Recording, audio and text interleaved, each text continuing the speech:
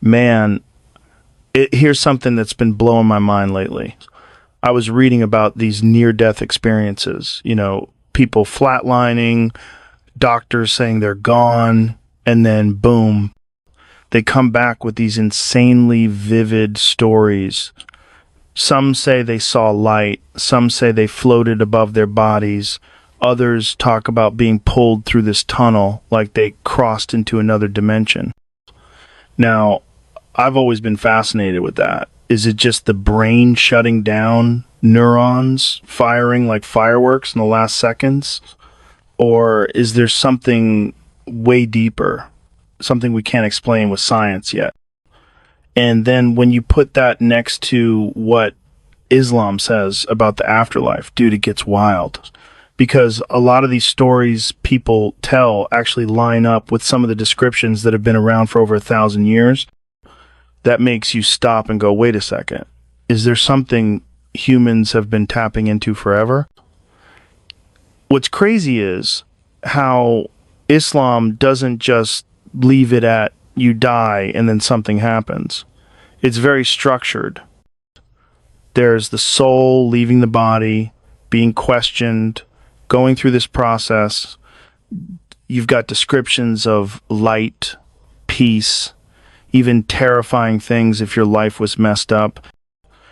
And when you compare that with someone in a hospital in modern America hooked up to machines saying they felt like they were floating above their body and saw beings of light, it's like, how the hell do you explain that overlap? These people weren't reading religious texts on their deathbed. Some of them were atheists, scientists, people who never believed in anything beyond the material world. Yet they come back talking about encounters that sound eerily similar to what religion has been saying for centuries. Now, skeptics will go, well, that's just the brain hallucinating. And sure, that's a possibility. When the oxygen drops in your brain, weird stuff happens. Psychedelic trips, DMT-like states, they're very similar in imagery, tunnels, lights, entities.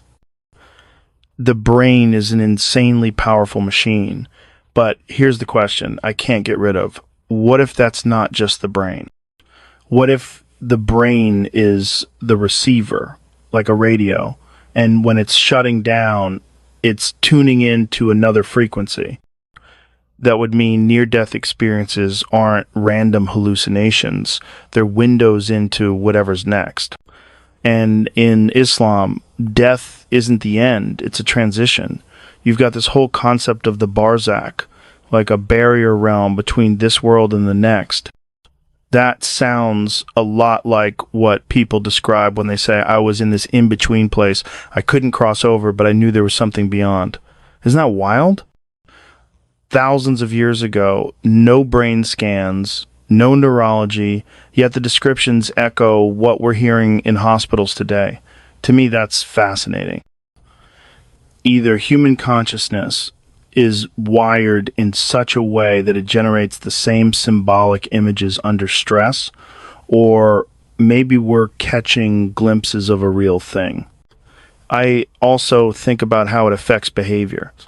If you truly believed you were going to be questioned after death, like Islam says, your actions, your intentions, how you treated people, it changes how you live. That's powerful psychology. It keeps you in check. Modern science tries to explain morality through evolution, like cooperation helps the species survive, but religion takes it to another level. It says, no, your choices echo forever. And when you stack that against people who've had near-death experiences, many of them come back changed. They're more compassionate, less afraid of dying, more focused on relationships. Isn't that kind of the same outcome religion aims for? It's like two different paths leading to the same realization. One of the trippiest things is the light people see. Some call it God, some call it pure consciousness. In Islam, there's this idea of being greeted by angels. or being shown your deeds in the form of light and darkness. That gives me goosebumps, man. Because when a guy in an ICU says, I saw this overwhelming light and felt pure peace, and a 7th century text says something very similar, you can't just brush that off as coincidence.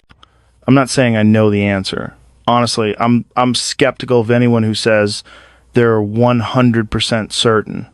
But I love exploring this stuff because either way, whether it's the brain's chemistry creating these experiences or it's a real glimpse of the afterlife, it tells us something about who we are.